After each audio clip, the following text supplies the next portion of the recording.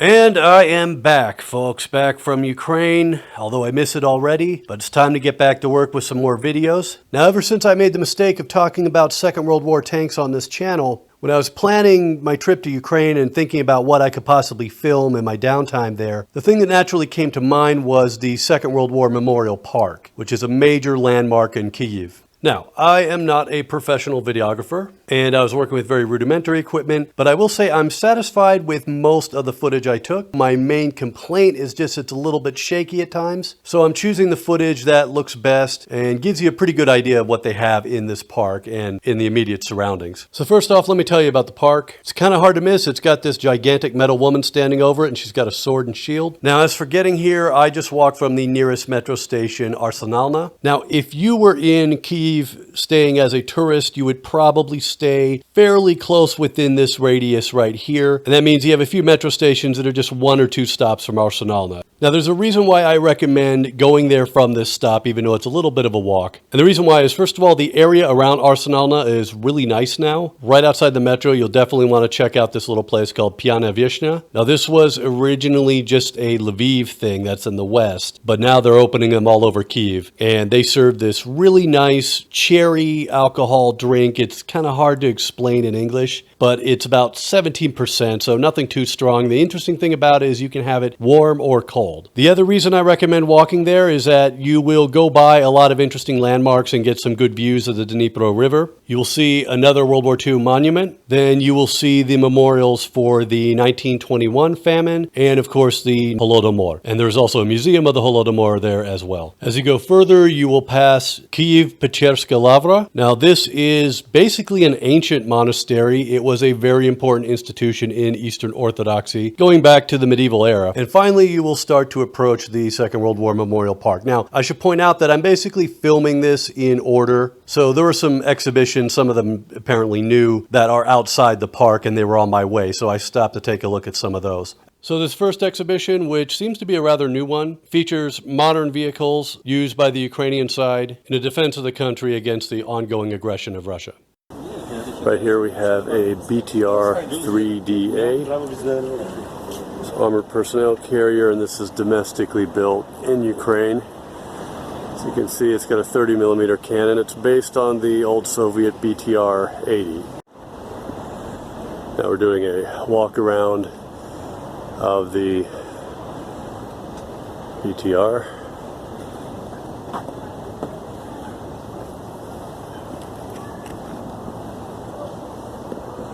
Here you can kind of see it in its full glory. And let's have a look at some of these other vehicles here.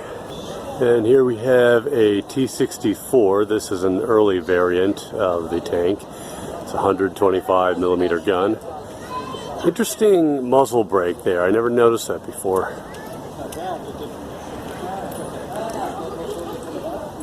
It's getting closer.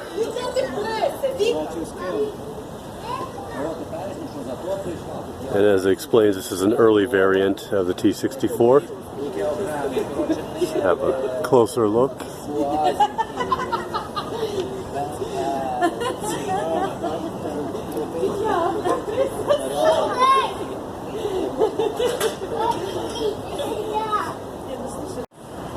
Alright, here we have some older vehicles. We have the BMD-1. This, of course, is an airborne, air-dropped armored personnel carrier, originally designed for Soviet forces. Obviously, this design has been updated a lot. Over here, we got the old BTR-70 armored personnel carrier. And they went and removed the gun there, but normally I believe that would be a 14.5mm main gun on this thing. Heavy machine gun, basically. Often used as an anti-aircraft machine gun. And here we have a classic BM-21 Grad. When you don't like a particular grid square on the map and you want it completely destroyed, you got about 40 rockets to do it with. Now, when I was in Avdiivka the first time, these things would wreak havoc on the city. One report that was presented to me at the time said that usually they get hit with like 1 salvo a night. And of course, one salvo is 40 rockets. Okay, that's in addition to all the other standard tube artillery that they're being hit with. Over here we have, I'm looking at this from the back, looks like a BMP-2. On the right is a BMP-1. You probably noticed both of these have seen better days. Let's get in a little bit closer. Here you can see these are actually firing ports. So this thing could use some WD-40. Let's have a look at the BMP-2 here. Maybe a BMP-3. I'll have to look at the plaque at the front. I want to say this is 2 because that looks like the 30mm cannon. Let's go around here. And yes, this is a 2. There it is. We have classic Soviet scout car, BRDM-2.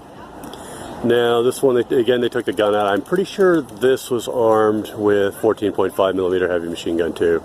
Of course, just like the BTR-70, they also had a smaller 7.62 PKT machine gun, I believe. Now, as you can see over here, we have a problem. Let's see if we can try to determine what did this. Could be just an artillery shell, something high explosive. Obviously some strikes on here.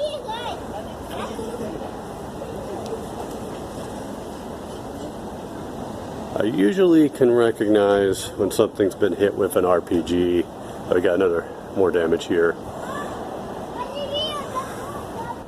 Doesn't seem to go through. That's actually a portal over there, so probably something high explosive. Over here, this is interesting. So this is an improvised vehicle. It's from a WWII 3303 called Brana Jaba, armored toad. It's armored frog, but Java is toad.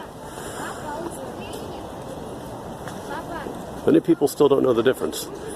Anyway, this is interesting. The improvised armor here is actually rebar welded together. That is interesting. And over here we have some sheet metal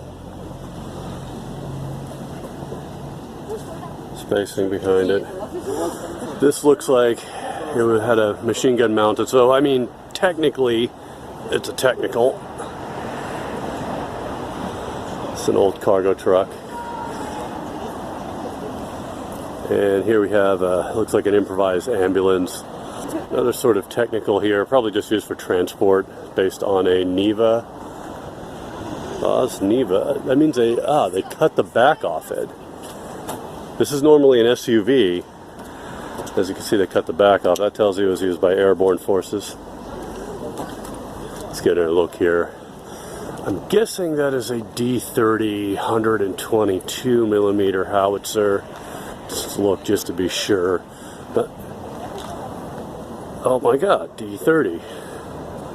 Getting much better at this than older. Now these are uninvited guests from Russia. As you can see, things did not work out too well for them here. Let's go in for a closer look. As you can see, this is a BTR, lost its wheels. It is a BTR-80. And it was captured in 2014 when the war broke out. It was captured by the 95th Air Assault Brigade of the Armed Forces of Ukraine. Now we can look at the damage it sustained. We get in a bit closer. I remember, I think it was hit on this side. Yeah, here we go. Okay, and that was probably a anti-tank warhead. You can see something splashed on it there. If you look over here, viewport cracked. There's actually a lot of damage on this thing. Let's get in a little bit closer there. Yeah, something hit it there. Not sure if that's what killed it. If we go around here, let's see, it probably got hit by, yeah, got hit by some heavy caliber round. See more holes there. It looks like a pretty dangerous hole right there. Maybe that's what did it. Okay, and there's the type of thing they would be using against Mariupol and Avdiivka and stuff like that. So that's a BM-21. One thing you have to understand when this war broke out is that Ukraine basically did not have a real military. It had degenerated so much due to corruption, and by 2014 they had sort of a token military force. That's why they had dozens of these volunteer battalions and everything, because someone had to pick up the slack. The military alone couldn't do it. Now, the military did have a few effective units, and they showed how effective they were in 2014 and a little bit of 2015 as well. But really, this country basically needed to build an army from scratch, basically hit the ground running. Let's take a look at this over here. This is a BMD. Okay, I thought this was a more modern version, but this is just a BMD-2. It was in use in the Soviet Union. This one was captured in Luhansk. Again, I'm not sure if it's due to being knocked out or damaged. As you can see, something was covered up there on the side. Not a very comfortable looking ride, I gotta say. Here we go, we got some damage here. Let's look at this. I'm not sure if this killed it, or at least, knocked it out. Okay, here we're getting a little bit closer. You can see the Batkivshchina Motherland monument there. And we have the flag, the eternal flame, Ukrainian trident. And then right here, you probably already noticed the tanks there. We're going to get in closer and get a closer look at those. What you see here is the T-27 tankette. It is based on the British Carden Lloyd Mark 6 tankette. I would not want to ride in this thing at all. Look at this thing. It's basically very similar to the Italian, was it CV-33, a little bit higher than the Polish TKS. Let's move on to something slightly bigger. Okay, this thing is kind of funny. This right here, let me move around. This is amphibious. T-37. Okay, and this thing, if I remember correctly, they practiced dropping these things from planes with the crew in them. They would actually sling it under, I think it was a TB-3 bomber. And the thing is, they couldn't drop this on the ground, obviously. So what they did is, because it is amphibious, they practiced dropping it into like a river or body of water. Don't really know how that went. Probably not good. Probably not good for the crew. Alright, here's what you came here to see, right? T-34-85, classic design. Serves really up until the present. I think they've been using these things in the Yemen war. They used one of these on the streets of Budapest back in 2006. It was for a monument. 85mm gun there. This is when they added the dedicated loader, and that really helped a lot. Now if we go over here, you have something much heavier. You have the IS-2, Joseph Stalin 2, and this thing has a monster 100mm gun. That's a Tiger Hunter right there. Oh, well, I'm looking at the turrets there, so one thing you gotta notice also on the T-34-85 and on here is that they both have proper commander's cupolas. And of course, the early T-34 had a really bad hatch for the commander, and they kind of fixed it, but they didn't have that nice all-around setup. Okay, over here, I want to say this is an IS-152. Yes, it is. Okay, so this boy here has a big 152mm howitzer there. Great for your urban combat or hunting big German heavy tanks. Over here, another tank destroyer, Su-100. And here should be the IS-3. Very noticeable design there because of that front, pointy front end there. Okay, and This one is armed with, I want to say it's a, yeah, 122 millimeter. Okay, and over here, T-64, so we're already in the modern era. And we got another T-55 there, but in the back, in the corner, we have a World War II design, T-70.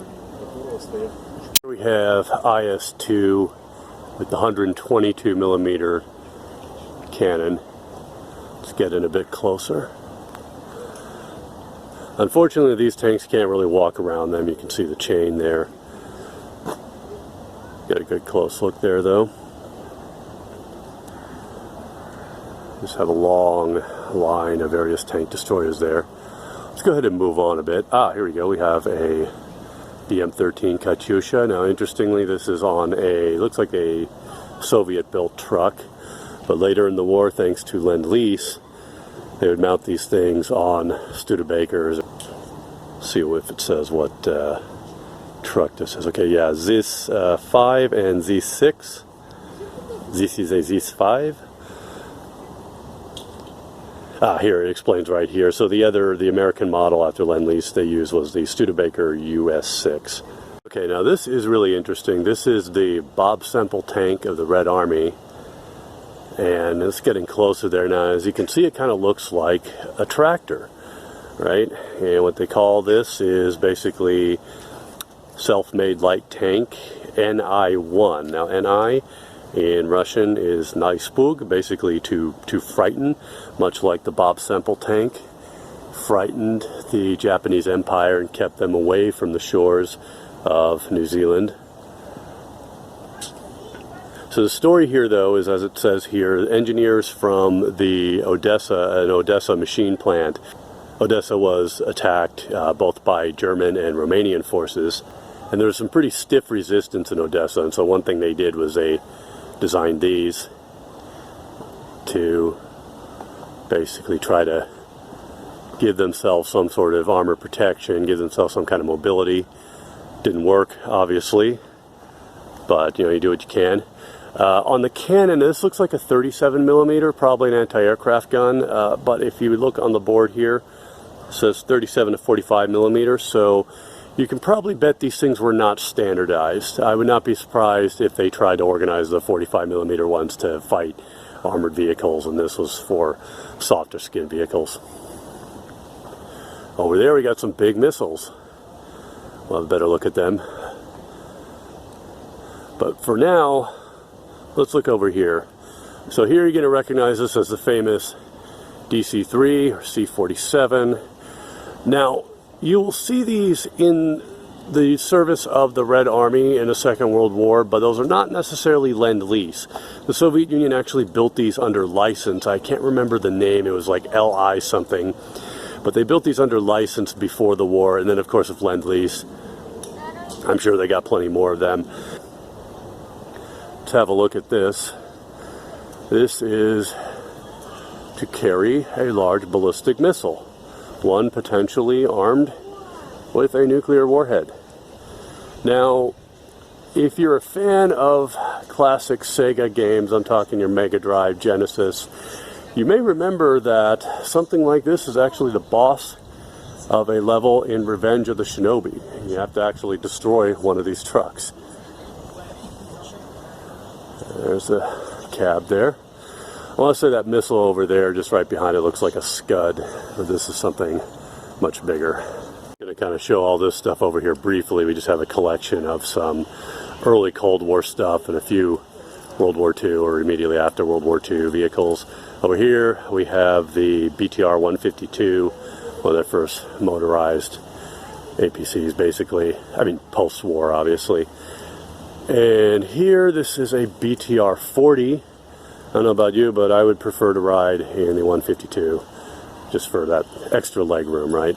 Now, we looked at BRDM-2s earlier. This right here is a BRDM-1.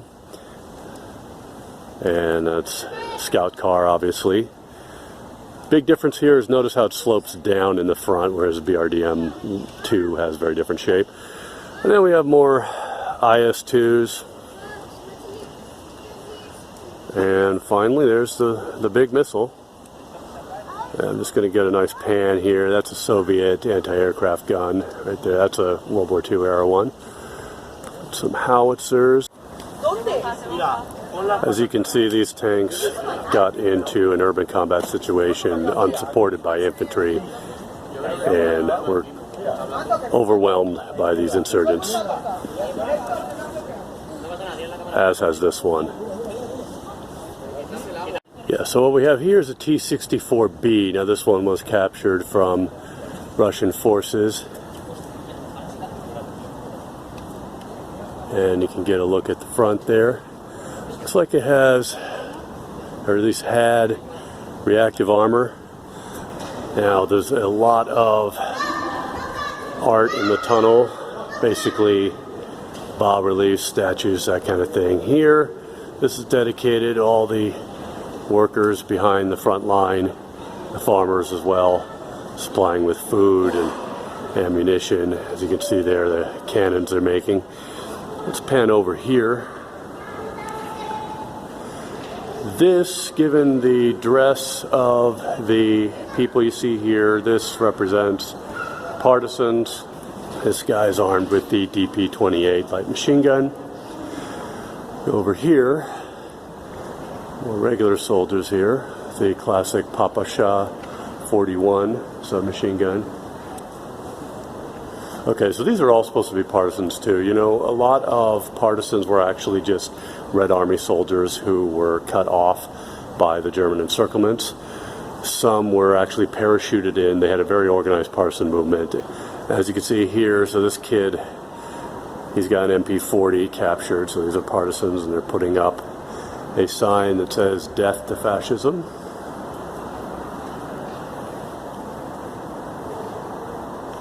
Here we see, it's like the dedication of a unit standard banner. This is mainly about the civilians who suffered either in camps or due to slave labor, or who were just simply executed in the Nazi war of extermination. And this represents the early battles of the war, and you can see why. If you look there, that obelisk, the obelisk you see there is actually just a border post, and you can see from the way the men are dressed, these are NKVD border guards. See a very common theme in Soviet memorials, the man throwing the grenade cluster as an improvised anti-tank weapon. Now, I don't know if they were actually using those at this early point in the war. They certainly were used. The Germans also had a version of it too. This is more improvised because, as you can see, the handles of the grenades, the ones that are inverted, are still connected. The Germans would unscrew the heads of other grenades and strap them around one grenade. And here you have a very large DP-28 record player being wielded by this border guard. One more shot of the entrance here. There you can see where we were earlier. The inscription here is in Russian. Basically translates to their achievements will live eternally and their names are immortal. Quickly go through here. We got a PT-76. And all right, over here we have a classic tank. I want to say T-55 off the top of my head. Oh, T-54. Okay, well, I know these two models are similar. I know this tank has a kind of a big following online. I don't really know why. It's kind of a nice looking tank though. It's kind of the beginning of that Cold War design. Some people just kind of like early Cold War stuff. Okay, over here, this may be the T-55. Let me check. It is, yes. There it is there. Okay. Okay, here we got a very famous quad-barreled 23mm ZSU-23 Shilka. Now this was a radar-guided anti-aircraft system, so it's not optically tracked. All right, if we go over here, oh, that's what I think it is. Okay, yeah, I'm pretty sure this is, okay, so this is a type of 82 millimeter mortar, and it is called the Vassilok, but it is actually automatic. Okay, you feed the 82 millimeter rounds into, they're sort of like in clips, like one of the old like anti-aircraft Bofors guns, and you can see right there, there's a feed tray. Okay, let's not ignore the hind in the room.